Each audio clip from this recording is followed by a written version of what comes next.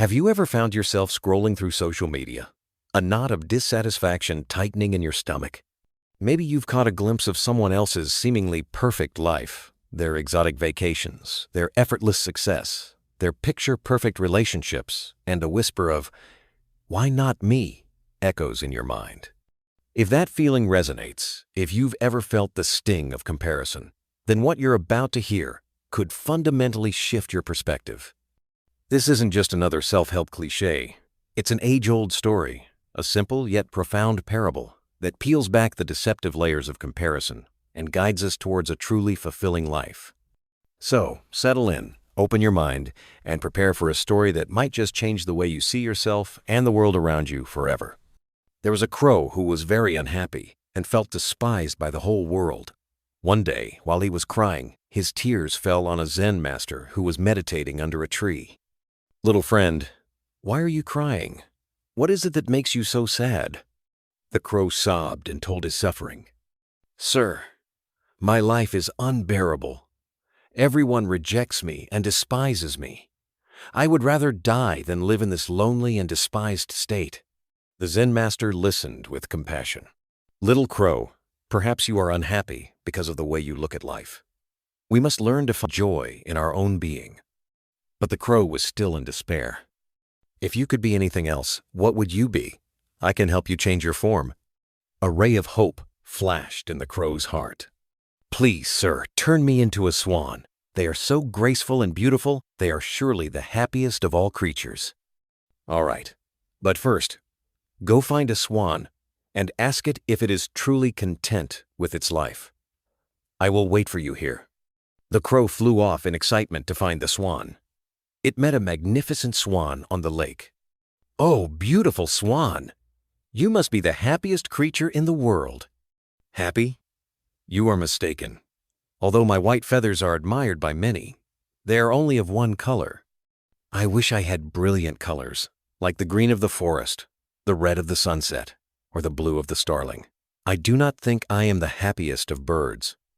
I think that honor belongs to the parrot, with its colorful feathers." Discouraged but not giving up, the crow flew away again, this time in search of a parrot. It imagined the colorful feathers of the parrots, each color a testament to joy. Finally, it found a flock of parrots in the middle of a tropical forest. The crow approached the most colorful parrot. "Oh, thousand-colored parrot, your feathers are a masterpiece. Surely with such beauty, you must be very happy." "Happiness? You only see the surface. These feathers are a curse. They attract humans, and they put us in cages, cutting off our freedom. I live in constant fear. The vast sky, the freedom to fly, is the real treasure, and I am often deprived of that. No, friend, I am not happy. I believe that the peacock, with its more splendid tail, is truly happy and admired without being threatened." The crow's perception was shattered once more. It continued flying away in search of the peacock. After a long journey, it heard the distinctive call of the peacock and came to a zoo. In a spacious enclosure, a peacock was spreading its magnificent tail. The crowd was fascinated. The crow watched people marvel at the beauty of the peacock. It seemed that the peacock was the epitome of happiness. But when the crowd thinned, the crow decided to come closer.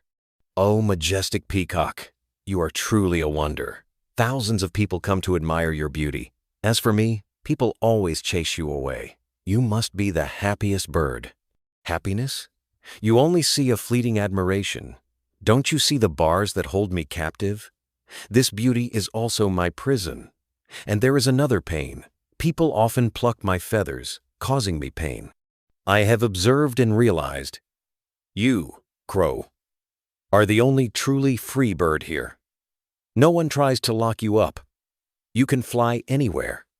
For weeks now, I've been wishing I were a crow. To be free to fly, that's true happiness." The crow was utterly stunned. The very creature it had believed to be the happiest on earth yearned to be a crow. The vibrant colors it had envied were a source of pain and confinement. The admiration it had longed for came at the cost of freedom. For the first time, the crow began to see its own existence in a new light. The freedom it had taken for granted, the ability to fly wherever it pleased, to forage for food without the constraints of a cage. These were treasures it had never truly appreciated. With newfound understanding, the crow turned its wings and flew back to the ancient oak where the monk still sat in quiet contemplation. This time, there were no tears in its eyes, only a dawning sense of peace.